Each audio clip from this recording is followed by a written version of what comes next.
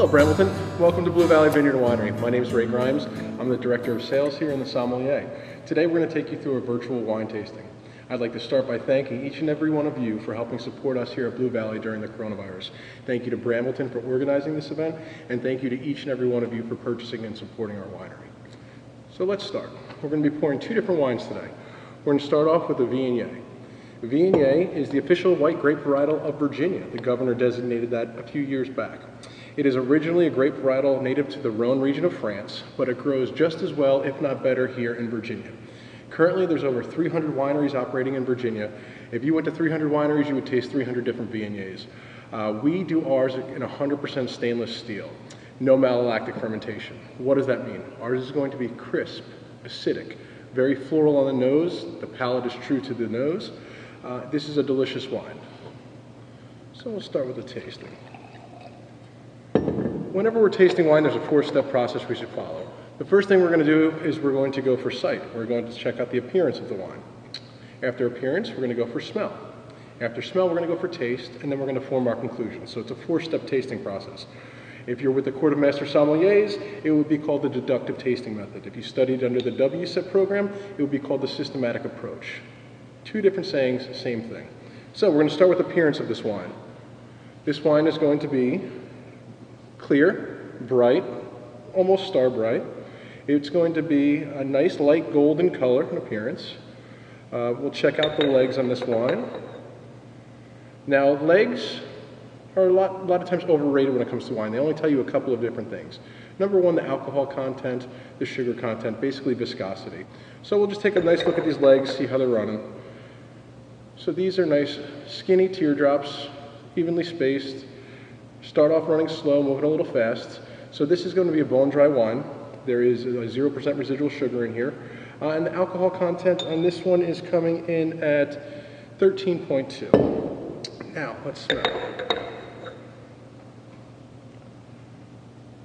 The way that I was taught to smell wine is you should always smell it 3 times. Twice with your mouth closed and once with your mouth open. As with most Viogniers, this is very floral. And that is true to most Viogniers, especially in Virginia. Our terroir, which is an abstract term to everything that goes into the wine's surrounding, in Virginia has a lot of wildflowers. So you do smell and taste that in a lot of Virginia wines. So this is going to be, I'm getting white lilies, maybe a little apricot on here. And this is my funnest call on this wine. This is the first vintage I've ever called this on our Viognier. Bubblegum. I want you to think about those 5-cent pieces of bubblegum from when you were a kid that broke your jaw. That is what I'm getting on the nose. So we got the nose. Let's go to the palate.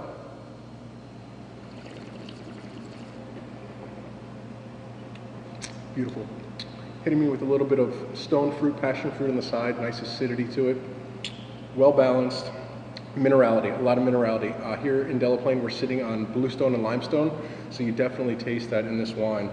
So I'm going to say the palate is true to the nose. It's floral, stone fruit, passion fruit, crisp, acidic.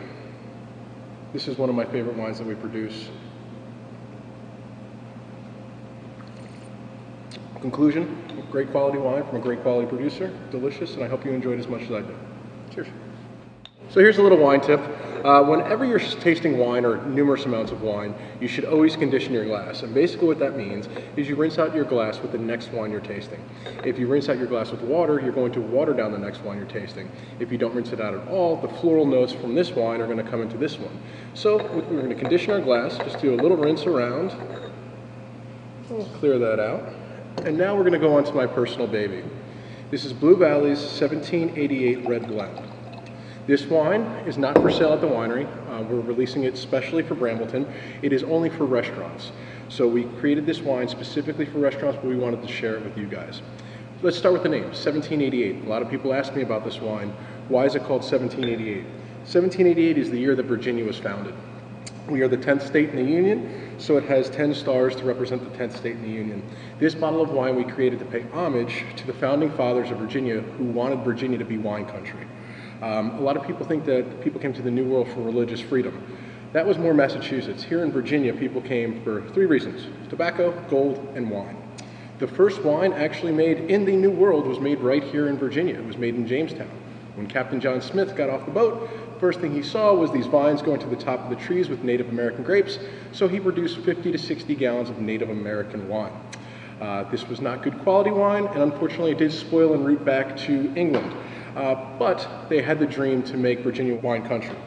So this right here was the first wine I ever made from grape to bottle. I made this under the supervision of our wine consultant, John Levenberg. So this one is my baby. If we were in Bordeaux, this would be considered a left bank blend. What does that mean? In the Bordeaux region of France, if you're on the right bank of the river, it is going to be Merlot dominant. If you are on the left bank, it is going to be Cabernet Sauvignon dominant. So this right here would be considered a left bank Bordeaux blend, 65% Cabernet Sauvignon, 30% Petit Verdot, and 5% Cabernet Franc. This is aged for 16 months and 70% French, 30% American oak. We have not sent this out for any awards or any ratings because this is just our secret hidden gem for restaurants only and now for you. So, we're going to go through our 4-step process. We're going to start with appearance. So, a good way to do reds, you're going to use a piece of paper, white, gray is even better. I was taught to cheat where you use a white piece of paper with writing. So you're going to look through the wine. I could see the letters, but I can't make them out.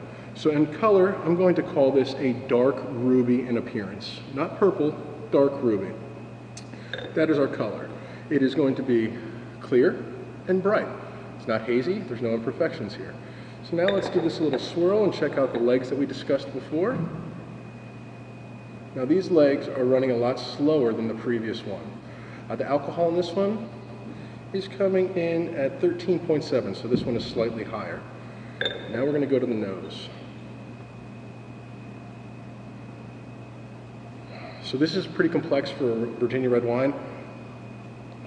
On here I'm getting plum, fig, some red fruit characteristics, whether it be cranberry or pomegranate, but then it goes to dark cherries. So you're seeing a spectrum from red fruit to dark fruit on here. The red fruit is coming more from the Cabernet Sauvignon. The plum, the fig, that's coming from your Petit Verdot, a fuller bodied wine. And there's just a hint of spice, baking spice or pepper, and that's going to come from either the Petit Verdot or the Cabernet Franc. Also, I'm picking up some of the French oak on the nose here. It's just a well balanced on the nose. Now let's taste and see if the palate is true to the nose.